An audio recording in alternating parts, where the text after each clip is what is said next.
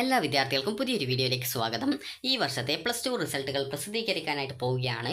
അപ്പോൾ വിദ്യാർത്ഥികൾ +2വിന് ശേഷം വിവിധ ഡിഗ്രി പ്രോഗ്രാമുകൾ, ഡിപ്ലോമ പ്രോഗ്രാമുകൾ, അതുപോലെ തന്നെ ITI, പോളിടെക്നിക് എന്നിവിടങ്ങളിലെ വിവിധ പ്രോഗ്രാമുകൾ, അതുപോലെ തന്നെ എഞ്ചിനീയറിംഗ്, അതുപോലെ architecture, pharmacy, medical allied courses എന്നിങ്ങനെ വിവിധ വിഭാഗങ്ങളിലേക്ക്, അതുപോലെ നഴ്സിംഗ്, ഇതുപോലെ വിവിധ വിഭാഗങ്ങളിലേക്കുള്ള അഡ്മിഷൻ വിദ്യാർത്ഥികൾ നേടാറുണ്ട്. അപ്പോൾ ഈ ഒരു വീഡിയോയിൽ വിദ്യാർത്ഥികൾക്ക് +2വിന് ശേഷം ഡിഗ്രി അഡ്മിഷൻ എങ്ങനെയൊക്കെയാണ് നേടാൻ സാധിക്കുക, എങ്ങനെയാണ് അപേക്ഷ സമർപ്പിക്കേണ്ടത് എന്നുള്ളതാണ് ഈ ഒരു വീഡിയോയിൽ. അപ്പോൾ വിദ്യാർത്ഥികൾക്ക് +2വിന് ശേഷം വിവിധ ഡിഗ്രി പ്രോഗ്രാമുകളിലേക്ക് നിങ്ങൾക്ക് അഡ്മിഷൻ നേടാൻ സാധിക്കും. വിവിധ യൂണിവേഴ്സിറ്റികൾക്ക് കീഴിലായി വിവിധ തരത്തിലുള്ള ഡിഗ്രി പ്രോഗ്രാമുകളുണ്ട്. അതുപോലെ തന്നെ ഏവിയേഷൻ കോഴ്സ്, അതായത് ഈ എയർപോർട്ട് ജോലി ലഭിക്കുന്നതിനായിട്ടുള്ള വിവിധ കോഴ്സുകൾ വിവിധ യൂണിവേഴ്സിറ്റികൾ വിവിധ കോളേജുകളിലായിട്ട് നടത്തുന്നുണ്ട്. അത് എല്ലാ കോളേജിലും ലഭ്യമല്ല. അതുകൊണ്ട് തന്നെ നിങ്ങൾക്ക് ആ ഒരു കോഴ്സ് ഏതൊക്കെ കോളേജുകളിലാണ് ഉള്ളതെന്ന് മനസ്സിലാക്കാനായിട്ട് കൃത്യമായിട്ട് യൂണിവേഴ്സിറ്റി വെബ്സൈറ്റിൻ്റെ കോളേജ് ലിസ്റ്റും കോഴ്സ് ലിസ്റ്റും കൃത്യമായിട്ട് പരിശോധിക്കുക. അപ്പോൾ ആ ഒരു യൂണിവേഴ്സിറ്റിക്ക് കീഴിൽ ഏതൊക്കെ കോളേജിൽ നിങ്ങൾക്ക് താല്പര്യമുള്ള കോഴ്സുകൾ അത് ഉണ്ട് എന്നുള്ള കാര്യം നിങ്ങൾക്ക് മനസ്സിലാക്കാൻ പറ്റും. +2വിന് ശേഷം ഏവിയേഷൻ കോഴ്സ് പഠിക്കുകയാണെങ്കിൽ നിങ്ങൾക്ക് എയർ ഹോസ്റ്റസും കാര്യങ്ങളൊക്കെ ആവാനായിട്ട് സാധിക്കുന്നതാണ്. അപ്പോൾ നിങ്ങൾ കൃത്യമായിട്ട് അത് ഏതൊക്കെ സ്ഥാപനങ്ങളിലാണ് ഉള്ളത് എന്ന് കൃത്യമായിട്ട് നിങ്ങൾ തന്നെ മനസ്സിലാക്കേണ്ടതാണ്. അപ്പോൾ എങ്ങനെയാണ് +2വിന് ശേഷം ഡിഗ്രി പ്രോഗ്രാമുകളിലേക്ക് അഡ്മിഷൻ നേടുക എന്നുള്ളതാണ് ഈ ഒരു വീഡിയോയിൽ. അപ്പോൾ വിദ്യാർത്ഥികൾ ശ്രദ്ധിക്കേണ്ടത് ഈ ഒരു യൂണിവേഴ്സിറ്റികൾ മാത്രമല്ല, ഓട്ടോണമസ് കോളേജ് ഉണ്ട്. നിങ്ങൾ മഹാരാജാസ് എന്നൊക്കെ പറഞ്ഞുകൊണ്ട് കോളേജ് കേട്ടിട്ടുണ്ടാകും. അപ്പോൾ ആ ഒരു കോളേജ് എന്ന് പറയുന്നത് ഓട്ടോണമസ് കോളേജാണ്. ഓട്ടോണമസ് കോളേജ് എന്ന് പറയുമ്പോൾ അതിന് ഒരു സ്വയംഭരണ അധികാരമുണ്ട്. അതായത് ഈ ഒരു സാധാരണത്തിൽ നിങ്ങൾ ഈ ഒരു ഡിഗ്രി കോഴ്സുകളിൽ വിവിധ കോളേജിൽ ജോയിൻ ചെയ്ത് കഴിഞ്ഞാലും നിങ്ങൾക്ക് പബ്ലിക് എക്സാമിനേഷൻ, അതായത് ഈ ഒരു പൊതുപരീക്ഷ നടക്കുന്ന സമയത്ത് അതിൻ്റെ ക്വസ്റ്റ്യൻ പേപ്പറും കാര്യങ്ങളൊക്കെ തയ്യാറാക്കുന്നത് അതത് യൂണിവേഴ്സിറ്റികളായിരിക്കും. അപ്പോൾ യൂണിവേഴ്സിറ്റികൾ തന്നെയാണ് ഈ ഒരു പേപ്പർ വാല്യുവേഷനും കാര്യങ്ങളൊക്കെ ചെയ്യുകയും ചെയ്യുന്നത്. അതേസമയം ഓട്ടോണമസ് കോളേജുകൾ ആണെങ്കിൽ അവർ തന്നെയായിരിക്കും ഇതിന് അതായത് ക്വസ്റ്റ്യൻ പേപ്പറും കാര്യങ്ങളൊക്കെ തയ്യാറാക്കുക. അവർ തന്നെയാണ് വാല്യുവേഷനും കാര്യങ്ങളൊക്കെ ചെയ്യുകയും ചെയ്യുക. അതായത് സ്വന്തമായിട്ട് ക്വസ്റ്റ്യനും കാര്യങ്ങളൊക്കെ ഉണ്ടാക്കാനുള്ള ഒരു അധികാരം, അതുപോലെ മറ്റ് സ്വയം ഭരണാധികാരം ഒക്കെയുള്ള കോളേജുകളാണ് ഓട്ടോണമസ് കോളേജ് എന്ന് പറയുന്നത്. അതായത് ഏകദേശം ഒരു യൂണിവേഴ്സിറ്റി പോലെ ഏകദേശം നല്ലൊരു സൗകര്യമുള്ള കോളേജുകളായിരിക്കും ഓട്ടോണമസ് കോളേജ് എന്ന് പറയുന്നത്. അപ്പോൾ ഈ ഒരു കേരളത്തിൽ ഏകദേശം കുറേ കോളേജുകൾ ഓട്ടോണമസ് ആയിട്ടുണ്ട്. അതായത് മഹാരാജാസ് ഉൾപ്പെടെ വിവിധ കോളേജുകൾ ഓട്ടോണമസ് ആയിട്ടുണ്ട്. അപ്പോൾ നിങ്ങൾക്ക് ഈ ഒരു വിവിധ യൂണിവേഴ്സിറ്റിക്ക് കീഴിലുള്ള കോളേജുകളിലേക്ക് അഡ്മിഷൻ നേടുന്നതിനായിട്ട് നിങ്ങൾക്ക് യൂണിവേഴ്സിറ്റി വെബ്സൈറ്റ് വഴിയും, അതുപോലെ ഓട്ടോണമസ് കോളേജുകളിലേക്കാണ് നിങ്ങൾ അഡ്മിഷൻ നേടാൻ ആഗ്രഹിക്കുന്നതെങ്കിൽ അതത് ഓട്ടോണമസ് വെബ്സൈറ്റുകൾ വഴിയും നിങ്ങൾ അപേക്ഷ സമർപ്പിക്കേണ്ടതാണ്. ഇപ്പോൾ മഹാരാജാസിൻ്റെതാണെങ്കിൽ മഹാരാജാസിൻ്റെ വെബ്സൈറ്റ് ഉണ്ട്, അതുവഴി നിങ്ങൾക്ക് അപേക്ഷിക്കാം. അതുപോലെ മറ്റു വിവിധ ഓട്ടോണമസ് കോളേജ് ഉണ്ട്. അപ്പോൾ അത് നിങ്ങൾക്ക് നിങ്ങളുടെ തൊട്ടടുത്തുള്ള ഓട്ടോണമസ് കോളേജ് അറിയണമെന്നുണ്ടെങ്കിൽ ജസ്റ്റ് നിങ്ങൾ സെർച്ച് ചെയ്ത് നോക്കുക, അതായത് നിങ്ങളുടെ ജില്ലയിലെ ഓട്ടോണമസ് കോളേജുകൾ ഏതൊക്കെയാണെന്നുള്ളത്. അപ്പോൾ നിങ്ങൾക്ക് കൃത്യമായിട്ട് അത് മനസ്സിലാക്കാം. ആ ഒരു കോളേജിൽ അഡ്മിഷൻ നേടണമെങ്കിൽ അതത് ആ ഒരു ഓട്ടോണമസ് കോളേജിൻ്റെ വെബ്സൈറ്റ് വഴി തന്നെ ആ ഒരു സമയത്ത് നിങ്ങൾ അപേക്ഷിക്കേണ്ടതാണ്. +2വിൻ്റെ റിസൾട്ട് വന്ന് ഏകദേശം ഒരാഴ്ചക്കുള്ളിൽ തന്നെ വിവിധ യൂണിവേഴ്സിറ്റികളും ഓട്ടോണമസ് കോളേജുകളും അവരുടെ കോളേജുകളിലേക്കുള്ള ഈ ഒരു പ്രവേശനത്തിനായിട്ടുള്ള അലോട്ട്മെൻറ്റ് നടപടികൾ ആരംഭിക്കും. അപ്പോൾ അതത് യൂണിവേഴ്സിറ്റികൾ അല്ലെങ്കിൽ ഓട്ടോണമസ് കോളേജ് വെബ്സൈറ്റ് വഴിയാണ് നിങ്ങൾ ഈ ഒരു അപേക്ഷ സമർപ്പിക്കേണ്ടത്. യൂണിവേഴ്സിറ്റിക്ക് കീഴിലുള്ള കോളേജുകളിലേക്ക് അഡ്മിഷൻ നേടാൻ യൂണിവേഴ്സിറ്റി വെബ്സൈറ്റ് വഴിയും, അതുപോലെ തന്നെ ഓട്ടോണമസ് കോളേജുകളിലേക്ക് അഡ്മിഷൻ നേടാനായിട്ട് അതത് ഓട്ടോണമസ് കോളേജിൻ്റെ വെബ്സൈറ്റുകൾ വഴിയുമാണ് നിങ്ങൾ അപേക്ഷ സമർപ്പിക്കേണ്ടത്. കേരളത്തിലെ യൂണിവേഴ്സിറ്റികൾ എന്ന് പറയുമ്പോൾ ഏകദേശം കേരള യൂണിവേഴ്സിറ്റി ഉണ്ട്, അതുപോലെ തന്നെ കണ്ണൂർ യൂണിവേഴ്സിറ്റി ഉണ്ട്, കാലിക്കറ്റ് യൂണിവേഴ്സിറ്റി ഉണ്ട്, അതുപോലെ MG യൂണിവേഴ്സിറ്റി ഉണ്ട്, അതുപോലെ തന്നെ കുസാറ്റ് ഉണ്ട്. എന്നിങ്ങനെ വിവിധ യൂണിവേഴ്സിറ്റികളുണ്ട്.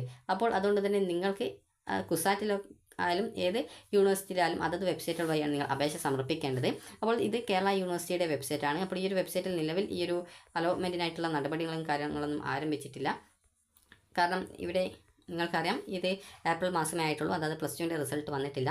അപ്പോൾ നിങ്ങൾക്ക് ഇത് അഡ്മിഷൻ നേടുന്ന ആ ഒരു സമയത്തേക്ക് നിങ്ങൾക്ക് ഇത് ജസ്റ്റ് കേരള യൂണിവേഴ്സിറ്റിയുടേതാണ്. ജസ്റ്റ് നിങ്ങൾ അതിൻ്റെ സൈഡിലായിട്ട്, അതായത് നേരത്തെയുള്ള ആ ഒരു പേജിൽ നിങ്ങൾ, അതായത് ജസ്റ്റ് ഈ ഒരു പേജിൽ സൈഡിലായിട്ട് 3 ലൈൻസ് കാണാം, അതായത് മെനു ബാർ കാണാം. അവിടെ നിങ്ങൾ അഡ്മിഷൻസിൽ ക്ലിക്ക് ചെയ്യുന്ന സമയത്ത് നിങ്ങൾക്ക് ഇതുപോലെ ഓൺലൈൻ അഡ്മിഷൻസ് എന്ന് പറഞ്ഞുകൊണ്ട് ഒരു പേജിലേക്ക് പോകുന്നതാണ്.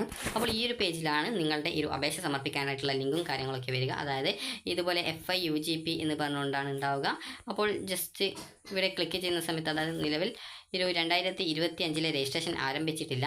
അപ്പോൾ ഇത് 2024 രജിസ്ട്രേഷൻ്റെ പേജാണ്. അപ്പോൾ ജസ്റ്റ് ഈ ഒരു ഹോണേഴ്സ് ഡിഗ്രിയാണ് വിവിധ യൂണിവേഴ്സിറ്റികൾ നിലവിൽ നൽകിക്കൊണ്ടിരിക്കുന്നത്. അതായത് കഴിഞ്ഞ വർഷം മുതൽ ആരംഭിച്ചതാണ് ഹോണേഴ്സ് ഡിഗ്രി. അതായത് 3 വർഷം 4 വർഷമാണ് കോഴ്സിൻ്റെ കാലാവധി. സെമസ്റ്റർ വൈസ് ആകുമ്പോൾ ഏകദേശം 8 സെമസ്റ്റർ ഉണ്ടാകും. സെമസ്റ്റർ എന്ന് പറയുമ്പോൾ 6 മാസം കൂടുന്ന ആ ഒരു രീതിയാണ്. അതായത് 6 മാസത്തിലാണ് ഇതിൻ്റെ പരീക്ഷ ഉണ്ടാവുക.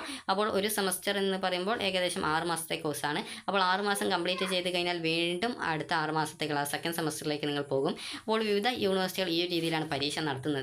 അപ്പോൾ ഓരോ സെമസ്റ്ററും, അതായത് നിങ്ങൾ അഡ്മിഷൻ നേടുന്ന കോളേജ് അനുസരിച്ചിട്ടായിരിക്കും ഫീസ് ഉണ്ടാവുക. കാരണം ഓരോ കോളേജിലും, അതായത് ഗവൺമെൻറ് കോളേജ് ആണെങ്കിൽ വളരെയധികം ഫീസ് കുറവായിരിക്കും. അതേസമയം നിങ്ങൾക്ക് സെൽഫ് ഫിനാൻസ് എന്ന് പറയുമ്പോൾ നിങ്ങൾക്ക് നല്ലൊരു പൈസ വരും. അതായത് സെമസ്റ്റർ വൈസ് ഒരു നിശ്ചിത തുക, അതായത് ഓരോ കോഴ്സ് അനുസരിച്ച് അതിനനുസരിച്ച് പൈസ ഒരു സെമസ്റ്റർ വൈസ് ഫീസ് വരുന്നതാണ്. അപ്പോൾ ഈ ഒരു രീതിയിൽ ആണ് ഇതിൻ്റെ ഫീസും കാര്യങ്ങളൊക്കെ വരുന്നത്. അതായത് ഒരു സെമസ്റ്റർ ആകുമ്പോൾ ഇപ്പോൾ ജസ്റ്റ് BCA നോക്കുകയാണെങ്കിൽ ഏകദേശം ഒരു 25,000 ആ ഒരു റേഞ്ചിലൊക്കെ ആയിരിക്കും ഓരോ സെമസ്റ്ററിനും ഫീസ് ഉണ്ടാവുക. അതുപോലെ തന്നെ അഡ്മിഷൻ ഫീസ്, അതുപോലെ ലൈബ്രറി ഇതുപോലുള്ള എക്സ്ട്രാ ഫീസുകളും കാര്യങ്ങളൊക്കെ ഉണ്ടാവും.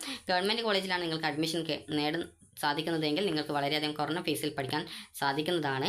അപ്പോൾ വിദ്യാർത്ഥികൾക്ക് നിങ്ങൾ ഏത് യൂണിവേഴ്സിറ്റിക്ക് കീഴിലേക്കാണ് അതായത് അഡ്മിഷൻ നേടാൻ ഉദ്ദേശിക്കുന്നത് അതത് യൂണിവേഴ്സിറ്റി വെബ്സൈറ്റുകൾ വഴി വിദ്യാർത്ഥികൾ അപേക്ഷ സമർപ്പിക്കണം. ഇനി വിദ്യാർത്ഥികൾ ചോദിക്കുന്ന പ്രധാനപ്പെട്ട ഒരു സംശയമാണ് വിദ്യാർത്ഥികൾ +2 തോൽക്കുകയാണെങ്കിൽ ഡിഗ്രിക്ക് അപേക്ഷ സമർപ്പിക്കാൻ പറ്റുമോ എന്നുള്ളത്. അപ്പോൾ +2 തോൽക്കുകയാണെങ്കിൽ നിങ്ങൾക്ക് +2വിൻ്റെ സേവ് ഇംപ്രൂവ്മെൻറ്റ് പരീക്ഷ എഴുതുകയും അതിനുശേഷം അതിൽ ജയിക്കുകയാണെങ്കിൽ വിവിധ യൂണിവേഴ്സിറ്റികൾ വിദ്യാർത്ഥികൾക്ക് ഈ സേ പരീക്ഷ എഴുതിയ വിദ്യാർത്ഥികൾക്ക് രജിസ്ട്രേഷൻ ചെയ്യുന്നതിനായിട്ട് അവസരം നൽകാറുണ്ട്. അപ്പോൾ വിദ്യാർത്ഥികൾ അതിനായിട്ട് ചെയ്യേണ്ടത് ചില യൂണിവേഴ്സിറ്റികൾ 3ാമത്തെ അലോട്ട്മെൻറ്റിലായിരിക്കും രജിസ്ട്രേഷൻ ആയിട്ടുള്ള അവസരം കൊടുക്കുക.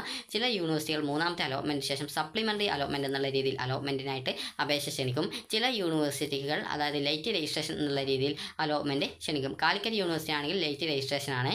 അതുപോലെ തന്നെ ഈ ഒരു കേരള യൂണിവേഴ്സിറ്റിയും അതുപോലെ MG യൂണിവേഴ്സിറ്റിയും കണ്ണൂർ യൂണിവേഴ്സിറ്റി അല്ല ഈ ഒരു കേരള യൂണിവേഴ്സിറ്റിയും MG യൂണിവേഴ്സിറ്റിയും ഏകദേശം 3ാമത്തെ അലോട്ട്മെൻറ്റിലായിട്ടും 4ാമത്തെ അലോട്ട്മെൻറ്റിലായിട്ടുമാണ് പുതുതായിട്ട് രജിസ്ട്രേഷൻ ചെയ്യാനുള്ള അവസരം കൊടുക്കാറുള്ളത്. അതുപോലെ സപ്ലിമെൻ്ററി ഘട്ടത്തിൽ എല്ലാ അലോട്ട്മെൻറ്റുകളിലും പുതുതായിട്ട് രജിസ്ട്രേഷൻ ചെയ്യുന്നതിനായിട്ട് MG യൂണിവേഴ്സിറ്റി അവസരം കൊടുക്കാറുണ്ട്. കണ്ണൂർ യൂണിവേഴ്സിറ്റി ആണെങ്കിൽ സപ്ലിമെൻ്ററി അലോട്ട്മെൻറ്റ് എന്നുള്ള രീതിയിൽ 3ാമത്തെ അലോട്ട്മെൻറ്റിന് ശേഷമാണ് രജിസ്ട്രേഷൻ ചെയ്യാനുള്ള അവസരം കൊടുക്കാറുള്ളത്.